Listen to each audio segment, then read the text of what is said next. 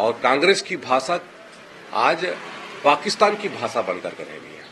जिस तरीके से पाकिस्तान के लोग कहते हैं कि मोदी मरेगा या मोदी को ये होगा, उस तरीके की भाषा आज उनके नेता कह रहे हैं, कवासी लखमा कह रहे हैं। सर फुटोबल की स्थिति बन चुकी है और हार का ठीकरा अभी से वो तलाश रहे हैं कि किसके ऊपर डाला जाए। राहुल गांधी का भी दौरा बन रहा है। राहुल गांधी को पूरे देश ने नकारा है, छत्तीसगढ़ भी उसमें शामिल है। पिछली बार जब आए थे तो उन्होंने पदयात्रा की थी और वर्तमान स्थिति ऐसी है कि वो अमेठी से भाग करके वायनाड चुनाव लड़ रहे हैं। पिछली बार अमेठी से वायनाड भागे थे। आने वाले समय में वो वायनाड से भी बाहर की ओर भागेंगे। सुरक्षित सीट तलाशने की उनकी कोशिश जारी है कि किस तरीके से वो अपनी सीट बचा सके। जब उनका बड़ा नेता ही इस स्थिति में है तो बाकी की स्थिति तो और भी गंभीर है। वो तो अपने सीट पर बात ही नहीं कर रहे हैं, इसलिए देश के यशस्वी प्रधानमंत्री जी पर उलझुल टिप्पणियां कर रहे हैं ताकि वो खबरों में बने रह सकें। रामनवमी पर बीजेपी बड़ा आयोजन करने जा रही है और हर पूरे प्रदेश भर में इसका आयोजन होगा। देखिए, भारतीय जनता पार्टी, हम तो सनातनी हैं और ये केवल भारतीय जनता पार्टी का नहीं, कांग्रेस के लोग का, कम्युनिस्ट के लोगों का, बसपा के जितने भी पार्टियां हैं वो भी कहते हैं भगवान राम को माने, भगवान राम के आदर्शों पे चले, ये प्रयास है।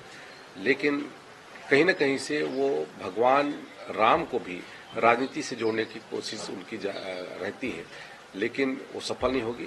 पूरा देश आज भगवान राम के मंदिर बनने पर खुश है और इस बार जो रामनवमी है वो उसका वातावरण अभी से दिख रहा है और हमें विश्वास है कि जिस तरीके से लोग जुड़ करके सामने आ रहे हैं और छोटे छोटे स्थानों पर भी रामनवमी का त्योहार बहुत अच्छे तरह। राम का आशीर्वाद किसको मिलने जा रहा है? राम का आशीर्वाद तो सबको मिलेगा और निश्चित तौर से राम के मंदिर के लिए और राम के मंदिर की स्थापना के लिए और जो धर्म के लिए लड़ता है उसको लिए उसको उनका आशीर्वाद प्राप्त होगा। तो कांग्रेस है कि बीजेपी है? बीजेपी ने काम किया। ये तो परिणाम, ये तो परिणाम में ही पता चल जाएगा। जिन्होंने भगवान राम का उपहास उड़ाया, भगवान राम के अस्तित्व पर प्रश्न चिन्ह खड़ा किया, उनको तो पूरे देश की जनता जानती है। कवासी लखमा के खिलाफ शिकायत हुई है सर जगदलपुर में, जो नरेंद्र मोदी के खिलाफ भाषण दिए थे उन्होंने। देखिए, इनके एक एक नेता ने माननीय नरेंद्र मोदी जी पर जिस तरीके से टिप्पणियां की हैं वो बहुत ही आपत्तिजनक है और कवासी लखमा ने तो मोदी जी के ऊपर जिस तरीके से उन्होंने टिप्पणी की है वो बहुत ही दुर्भाग्यजनक है। कहीं न कहीं से कवासी लखमा की जो भाषा है वो कांग्रेस की भाषा है और कांग्रेस की भाषा आज पाकिस्तान की भाषा बनकर के रह गई है। जिस तरीके से पाकिस्तान के लोग कहते हैं कि मोदी मरेगा या मोदी को ये होगा, उस तरीके की भाषा आज उनके नेता कह रहे हैं, कवासी लखमा कह रहे हैं। जो मोदी मरेगा की बात कह रहा है ये पाकिस्तानियों की भाषा है, जो हमारे कहते हैं कट्टर दुश्मन है उनकी भाषा है। तो ये पाकिस्तानी की भाषा आज लखमा जी की।